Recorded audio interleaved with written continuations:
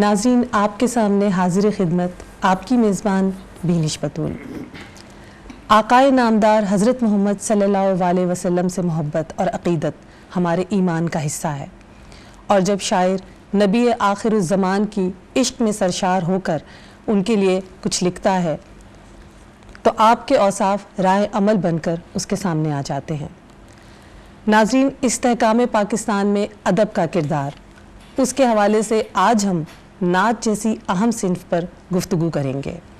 ہمارا آج کا موضوع ہے پاکستان میں نعت گوئی کی روایت، اور اس اہم موضوع پر گفتگو کرنے کے لیے آج ہمارے ساتھ جو شخصیت جہاں پر موجود ہیں وہ کسی تعارف کی محتاج نہیں، نظم و غزل کے ساتھ ساتھ نعت گوئی میں بھی کمال رکھتے ہیں، اور ادبی دنیا میں ان کی ان تمام تر خدمات کو نہایت عزت اور احترام کی نظر سے دیکھا جاتا ہے۔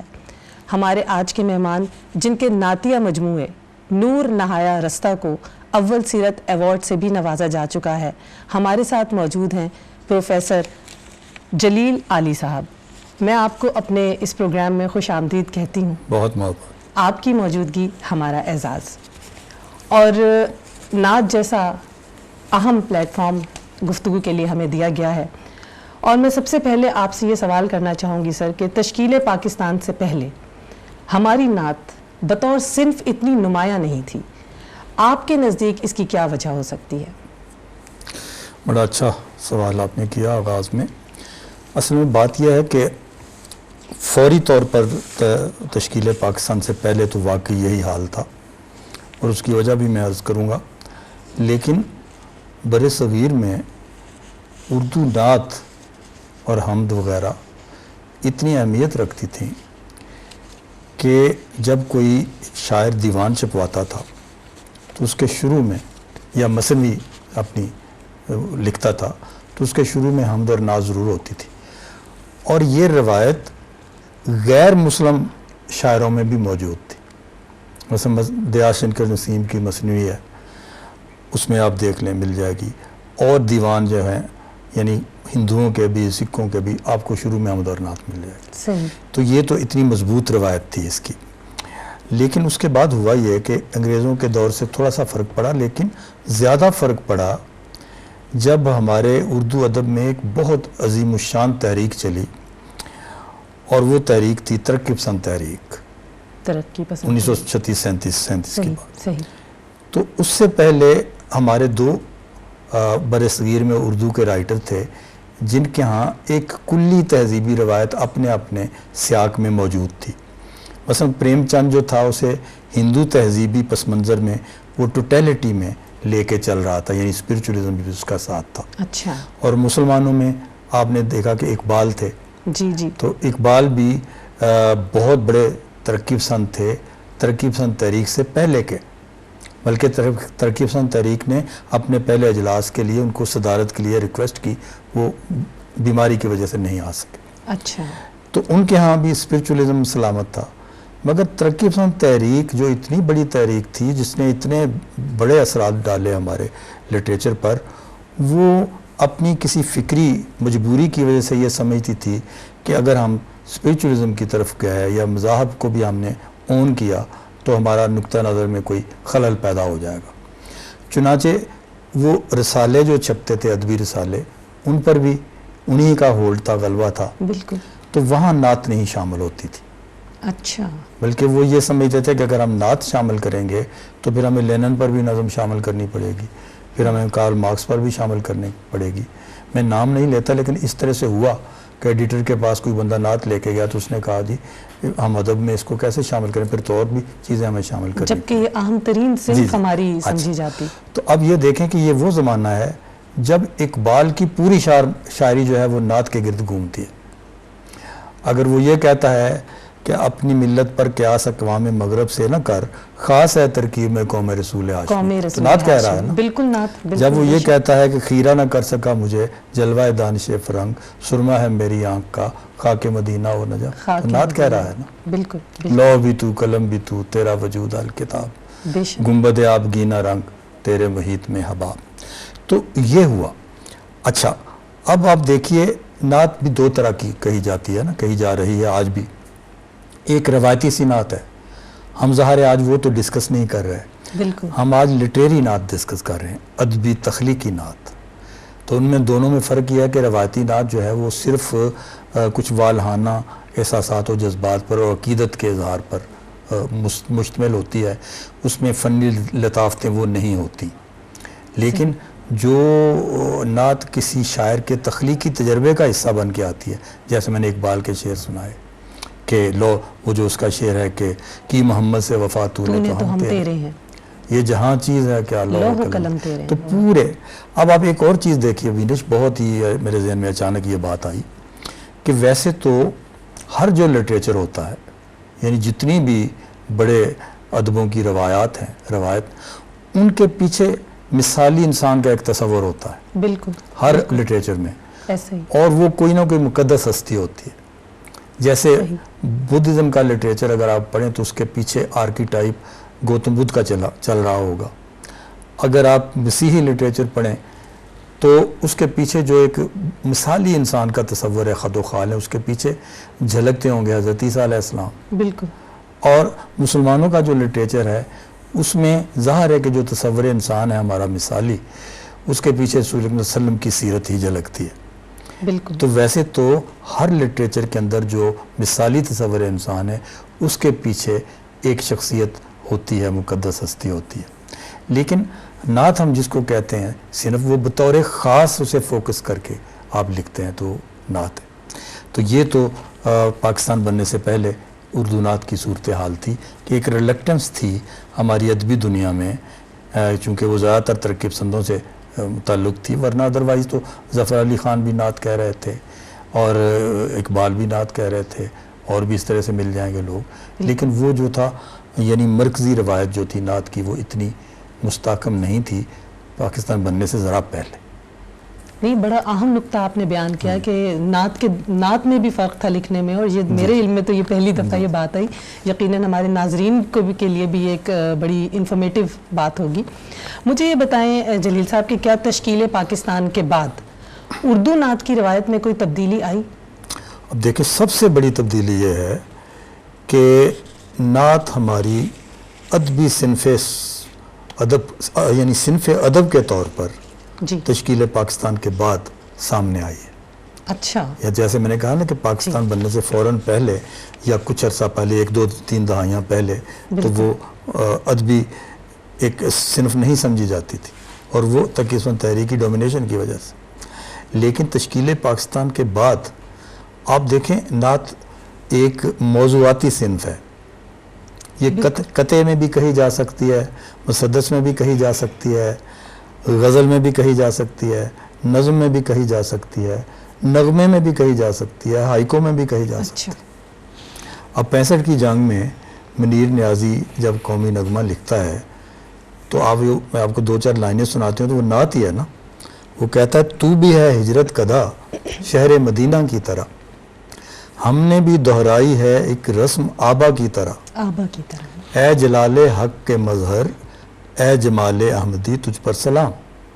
پھر اس نے جمال سرمدی کر دیا، تجھ پر سلام اے وطن اے عالم اسلام کی تابندگی تجھ پر سلام. اب یہ دیکھیں یہ نغمہ ہے اور اس کے اندر بھی نعت اس میں موجود ہے. لیکن پھر آہستہ آہستہ پاکستان بننے کے بعد پہلے تو ہماری غزلوں میں نعت یا اشعار آنا شروع ہوئے. اچھا. کہ نعت کہتے کہتے درمیان میں اچانک کوئی غزل کہتے کہتے اچانک درمیان میں کوئی نعت یا شعر آ جاتا ہے. جیسے منیر نیازی کا ایک شعر ہے، غزل ہے، اس کا شعر ہے فروغ اس میں محمد و بستیوں میں منیر، قدیم یاد نئے مسکنوں سے پیدا ہو. تو پھر الگ سے نعتیں شروع ہوئیں. پھر آہستہ آہستہ ہمارے ادبی پرچوں میں نعت کا آغاز ہوا، اور آج صورتحال یہ ہے کہ ہمارا کوئی پرچہ شاید ہی ایسا ہو جو شروع میں حمد و نعت کے بغیر شروع ہوتا ہو. آج جو پرچے چل رہے تو یہ پاکستان کی، تو یہ پاکستان کی برکت ہوئی نا. تو آپ یہ کہہ سکتے ہیں کہ تشکیل پاکستان کی برکت یہ ہے کہ پاکستان جو ہے قریہ نعت محمد بن چکا. واہ، کیا خوبصورت بات. اور اب پھر اس سے بھی آگے پورے مجموعے نعتوں کے آنا شروع ہو گئے، حتیٰ کہ ہمیں قومی سطح پر ایک سیرت ایوارڈ اناؤنس کرنا پڑا کہ اتنی نعتوں کی کتابیں چھپتی ہیں جی۔ تو ان پر بھی الگ ماشاءاللہ سے جو آپ اس پر الگ سے ہر سال نعتیہ ایوارڈ آتا ہے۔ صحیح۔ تو اب یہ دیکھیں کہ یہ ساری پاکستان بننے کی برکتیں ہیں اور کتنی بڑی تبدیلی ہے۔ بالکل۔ تو یہ تو بہت آپ نے ایک خوبصورت بات بتائی۔ اب یہ بتائیں کہ آپ کیا سمجھتے ہیں کہ ہماری نعت میں قیام پاکستان کے بعد کس طرح کے مضامین شامل ہوئے ہیں؟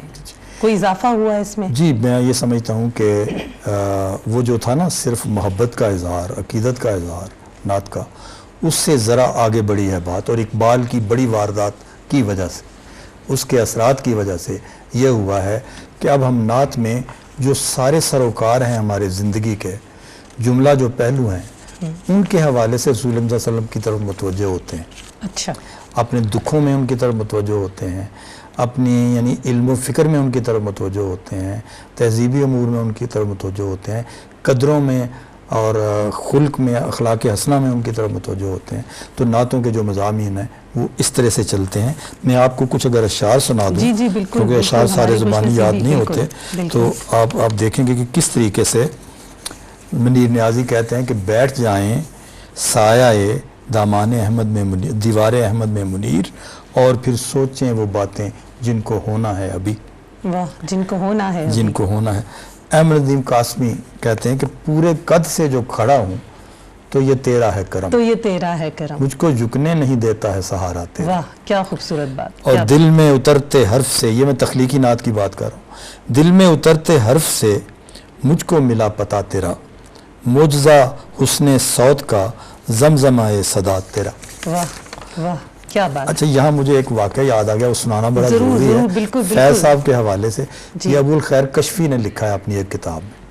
وہ کہتے ہیں کہ میں نے کسی جگہ تقریر میں کہہ دیا کہ فیض صاحب نے نعت کوئی نہیں لکھی، حالانکہ فیض صاحب نے فارسی میں نعت لکھی ہوئی ہے۔ اچھا اس کے بعد انہوں نے کہا جی فیض صاحب تھوڑے سے میرے ساتھ اکھڑے ہو گئے، کسی محفل میں ملتے تھے تو وہ ذرا میرے ساتھ اتنی بے تکلفی سے نہیں ملتے تھے، تو میں نے ایک روز ان سے پوچھا کہ فیض صاحب آپ ناراض ہیں؟ تو فیض صاحب نے یہ کہا کہ بھائی بات اصل میں یہ ہے کہ جو بات خلوت میں کہنے کی تھی آپ نے وہ بڑی محفل میں کہہ دی میرے بارے میں، تو ہم اتنے بھی گئے گزرے نہیں ہیں اور اتنے بھی بے توفیقے نہیں ہیں، کبھی آپ نے ہمارے اس طرح کے شعروں پر نگاہ ڈالی ہوتی تو پھر آپ کو محسوس ہوتا۔ اب وہ جو شعر سنایا پھر فیض صاحب نے، اب فیض صاحب خود اس کے گواہ ہیں کہ وہ کہہ رہے ہیں کہ یہ میرا نعت کا شعر ہے۔ اچھا وہ شعر سنیں، ضرور، اس سے پہلے شاید کسی کا دھیان نہیں گیا ہوگا۔ بالکل۔ تو فیض صاحب نے یہ کہا کہ شمع نظر خیال کے انجم جگر کے داغ، واہ جگر کے داغ، شمع نظر خیال کے انجم جگر کے داغ، جتنے چراغ ہیں تیری محفل سے آئے، جتنے چراغ ہیں تیری محفل سے آئے۔ اب یہ فیض صاحب خود گواہی دے رہے ہیں کہ یہ میرا نعت کا شعر، کہ یہ میرا نعت۔ اچھا اس کے بعد وہ ابو الخیر کشفی کہتے ہیں کہ میں نے ان کے کلام کو غور سے پڑھا تو مجھے اور بھی کچھ شعر اس میں سے نظر آ گئے۔ اچھا تو اب یہ دیکھ لیں کہ یہ اس شخص کی شاعری میں بھی موجود ہے نعت کے شعر جن کا کوئی زیادہ مذہب سے بطور آئیڈیالوجی اتنا بڑا تعلق نہیں تھا۔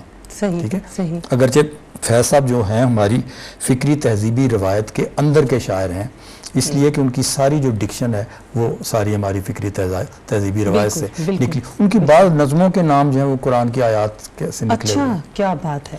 اچھا اب حفیظ صاحب کو، جن کو احمد ندیم قاسمی نے کہا تھا کہ ہماری پاکستانی نعت کے امام ہیں، ان کا شعر سنیے۔ جلیل صاحب میں معذرت خواہ ہوں، ہمیں ایک بریک پر جانا ہے، میں بالکل مخل نہیں ہونا چاہ رہی تھی لیکن ہم اس سلسلے کو یہیں سے جوڑیں گے۔ اور ناظرین ہماری اس وقت بہت ہی جو گفتگو ہے بھرپور موڑ پر اس وقت آ چکی ہے، اور میری خواہش ہے کہ جب ہم واپس آئیں تو آپ ہمارے ساتھ موجود ہوں۔ ہم ابھی واپس آتے ہیں۔ جی ناظرین ویلکم بیک، ہم واپس آ چکے ہیں اور ہم گفتگو کا سلسلہ وہیں سے جوڑیں گے جہاں سے ٹوٹا تھا، اور جلیل صاحب ہمیں نہایت دلچسپ حفیظ طائب صاحب کے اس وقت شعر سنا رہے تھے۔ حفیظ طائب صاحب ہمارے غزل کے بڑے اچھے شاعر تھے۔ جی جی بالکل۔ اور مجھے یاد ہے کہ میں اس زمانے میں ایم اے کر رہا تھا تو حفیظ طائب صاحب سے ملاقاتیں میری ہوتی رہتی تھی۔ میرے ایک کلاس فیلو تھے بشیر منظر، تو ان کا ایک پریس تھا، تو یہ دوست تھے بچپن کے، تو وہاں آتے رہتے تھے۔ تو انہوں نے پھر نعت کا آغاز کیا اور پھر غزل کہانی چھوڑ دی۔ اچھا۔ اور اتنا زیادہ نعت میں ڈوبے کہ احمد ندیم قاسمی نے یہ کہا کہ حفیظ طائب ہمارے دور میں نعت کے امام ہیں. واہ کیا خوبصورت بات. اور انہوں نے پھر جو شاعری کی جی. اس کے میں 2-3 شعر آپ کو سناتا ہوں. ضرور. تصورات کے صحرا میں وہ حرم ابھرا، کھلے گلاب میری دھول دھول آنکھوں میں.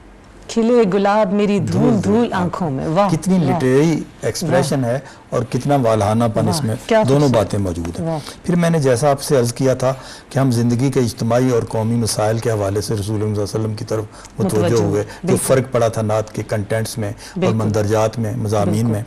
اب ایسٹ پاکستان وہ جو کی علیحدگی کو ذہن میں رکھیں اور سکوت ڈھاکہ کو ذہن میں رکھیں تو ان کا پھر یہ شعر 2 شعر سنیں ان کی ایک نعت کے. بالکل. اے نوید مسیحا تیری قوم کا حال عیسیٰ کی بھیڑوں سے ابتر ہوا. حال عیسیٰ کی بھیڑوں سے ابتر ہوا. اے نوید مسیحا تیری قوم کا حال عیسیٰ کی بھیڑوں سے ابتر ہوا.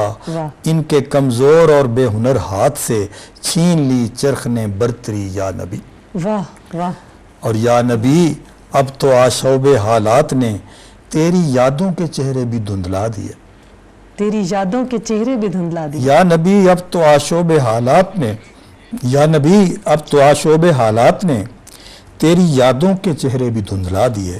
واہ. دیکھ لے تیرے طائب کی نغمہ گری بنتی جاتی ہے نوحہ گری یا نبی. واہ واہ. بنتی جاتی اتنا ہے مطلب نوحہ گری یا محسوس نبی. کیا انہوں نے.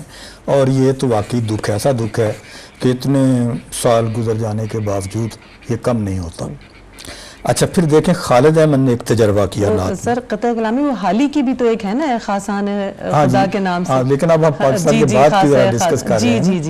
جی. خالد احمد ایک شاعر ہیں، فوت ہو گئے. جی. انہوں نے نعت یا قصائد کہے.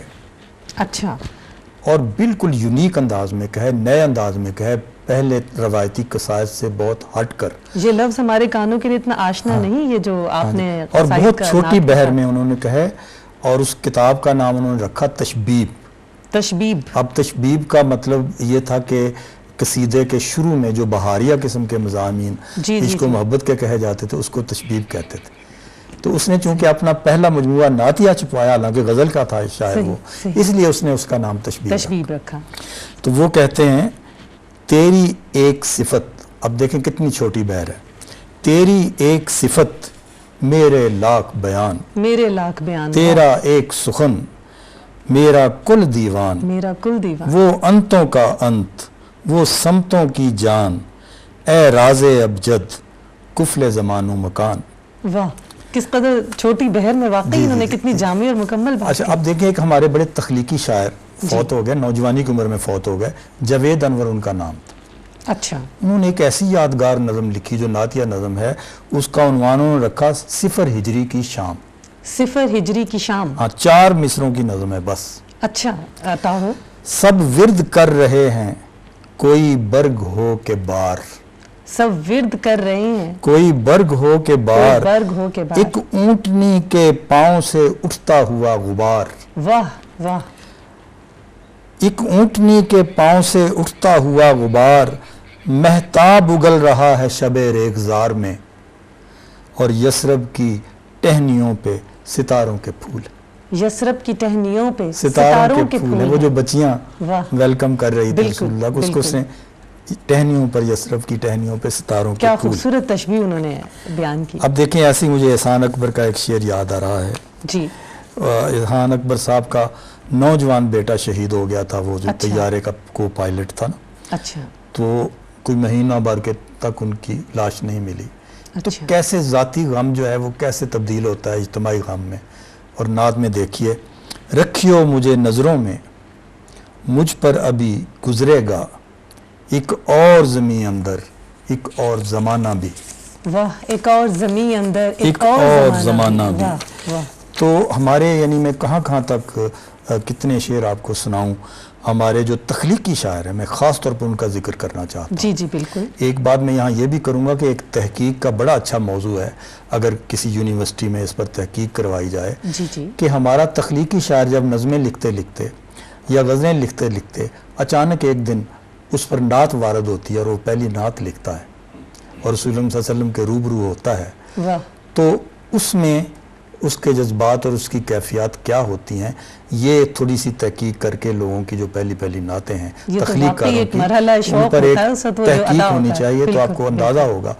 اچھا، اور میں نے تو کم سے کم ذاتی تجربے کی حد تک میں یہ سمجھتا ہوں کہ جب کوئی تخلیق کار نعت کی طرف متوجہ ہوتا ہے پہلی بار، تو وہ اپنی تخلیقی صلاحیتوں کا ایک بہت بلند تر سطح دریافت کرتا ہے۔ اچھا، اور اس نعت کہنے کے بعد اس کی آئندہ کی شاعری پر ایک بہت مثبت اثرات آتے ہیں، گہرے اثرات آتے ہیں۔ جلیل صاحب، میں ایک بار پھر قطع کلامی کر رہی ہوں کیونکہ وہی ہماری مجبوری ہے کہ ہمیں بریک پر جانا ہے، اور ناظرین ہم بالکل جانا نہیں چاہتے لیکن ہمیں جانا ہے، تو ہمارے ساتھ رہیے گا، ہم ابھی واپس آتے ہیں۔ جی ناظرین، ویلکم بیک۔ ہم واپس آ گئے ہیں اور ہمیں امید ہے کہ آپ ہمارے ساتھ موجود ہیں۔ ہم گفتگو کا سلسلہ وہیں سے جوڑیں گے جہاں سے وہ منقطع ہوا تھا۔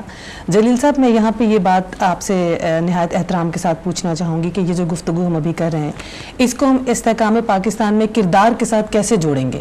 یہ جو نعت گوئی کی روایت آپ بیان کر رہے ہیں، یہ کس طرح سے جڑ جاتی ہے؟ استحکام کے ساتھ جو ادب کا کردار ہے وہ کس طرح جڑ جاتی ہے؟ بالکل، میں بس پہلے جتنا سا عرض کر لوں کہ ہمارے تمام تخلیق کار جو اچھے بڑے تخلیق کار ہیں وہ نعت کی طرف آ چکے، اور انہوں نے ایسی نعتیں لکھی، پورے مجموعے ان کے شائع ہوئے۔ میں چند نام صرف لے کے پھر آپ کی بات کرتا ہوں۔ جی ضرور۔ مثلا ان میں خورشید رضوی کا نام بہت اہم ہے، افتخار عارف اس تہذیبی سروکار کے ساتھ بہت اہم شاعر بنتے ہیں، سلیم کوثر ہیں، ریاض مجید ہیں، آسی کرنالی ہیں، مظفر وارثی ہیں، یہ سب شاعر اور بے شمار، یعنی تقریباً ہر تخلیقی شاعر نے کوئی نہ کوئی نعت ضرور کہی ہوئی ہے۔ اب آپ کی جو دوسری اگلی بات آپ نے کہی، اس کا میں یہ سمجھتا ہوں کہ ویسے تو میں نے عرض کیا نا کہ ہر تخلیقی روایت میں ایک تصور انسان کا آرکی ٹائپ ہوتا ہے، مرکز و محور ہوتا ہے، اور وہ مقدس ہستی ہوتا ہے۔ بالکل۔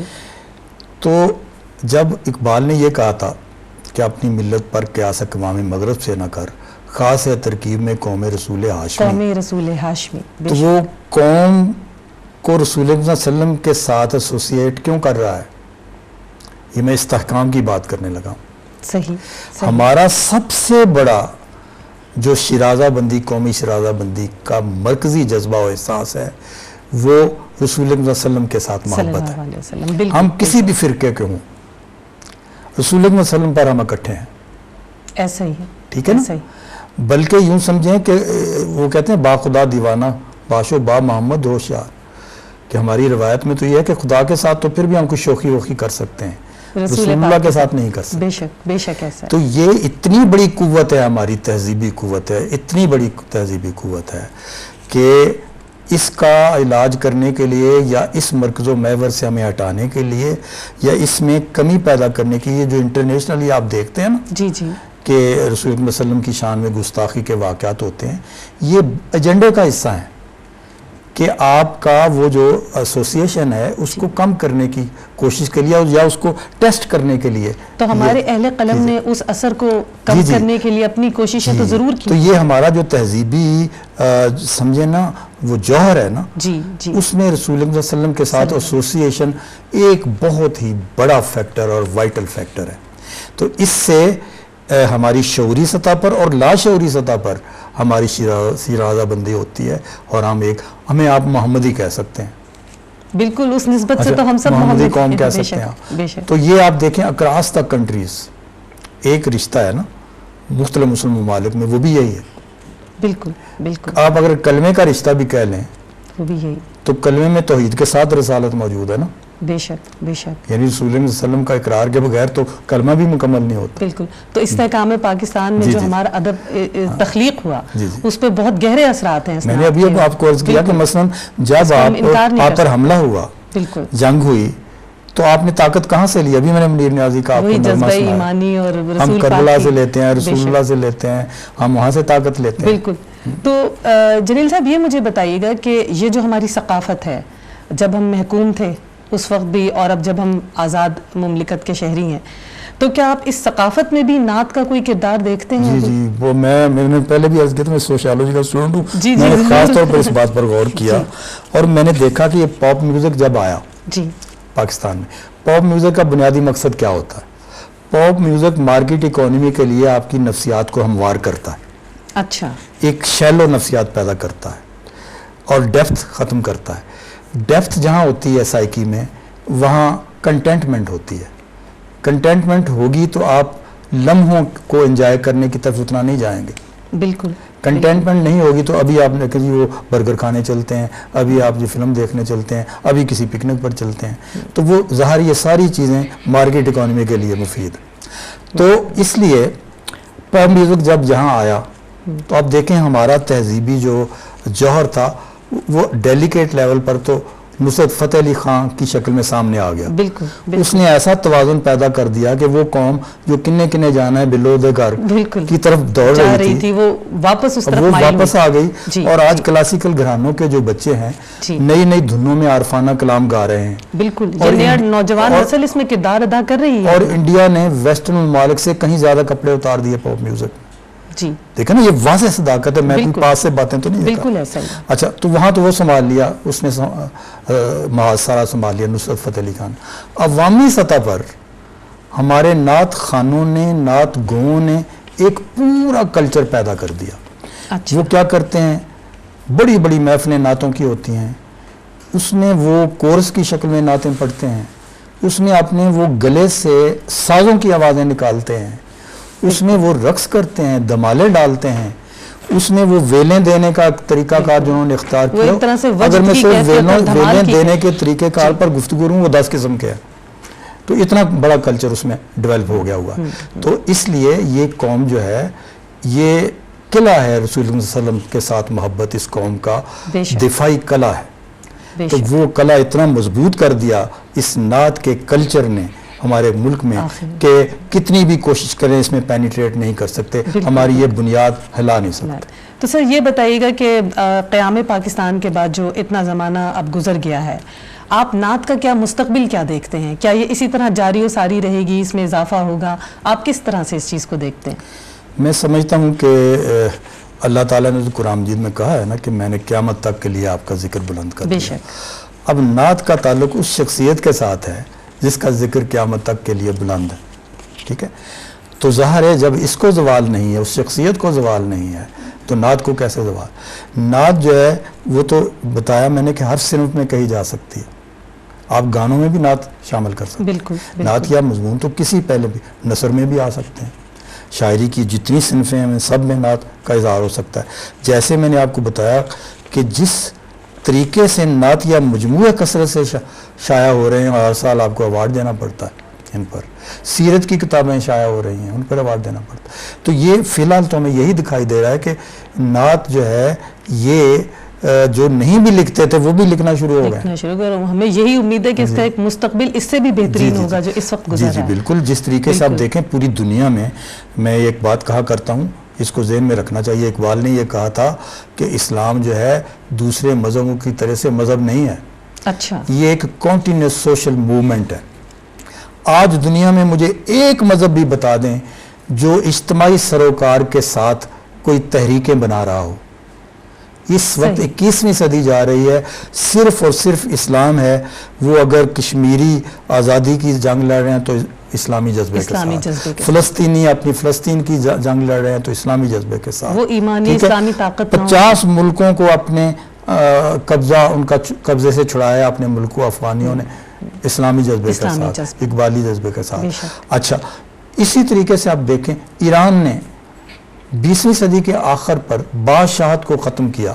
بالکل. تو اسلامی تحریک کے ساتھ. تو اب ظاہر ہے کہ اسلام رسول اللہ صلی اللہ علیہ وسلم کے بغیر کیا اس کی حیثیت؟ بے شک اس کی کوئی حیثیت نہیں. تو اس لیے آج دنیا پر ایک وائٹل فورس بنی ہوئی ہے اس لحاظ سے رسول اللہ صلی اللہ علیہ وسلم کے ساتھ ایسوسیشن, کہ وہ تو موومنٹ ہی رسول اللہ کی ظلم کے خلاف تھی, عدل کی بالادستی کے لیے تھی. تو اس لیے اس کی آج دنیا کو جتنی زیادہ ضرورت ہے, عالمی استعمار سے کے خلاف مزاحمتوں کی جتنی ضرورت ہے, تو وہ اشتراکیت تو اپنا زور کافی سارا صرف کر چکی.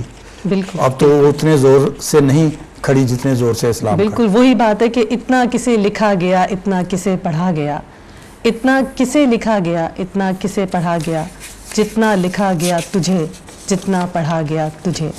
تو ہماری خوش بختی ہے کہ آج جلیل صاحب آپ ہمارے ساتھ موجود ہیں اور آپ ماشاءاللہ نعت گوئی میں کمال رکھتے ہیں, اور جیسا کہ میں نے پہلے اپنے ناظرین کو بتایا کہ آپ اپنی کتاب نور نہایا رستہ پر پہلا سیرت ایوارڈ سے بھی نوازے جا چکے ہیں، تو آخر میں اب کیونکہ وقت ہمارے پاس بہت مختصر ہے تو آپ کچھ عطا ہمیں کریں اور ہم پھر اس کے ساتھ پروگرام کا اختتام کریں۔ کیونکہ وقت بہت مختصر ہے، دو تین شعر میں سناتا ہوں۔ جی بالکل، 2 غزلوں کے۔ جی۔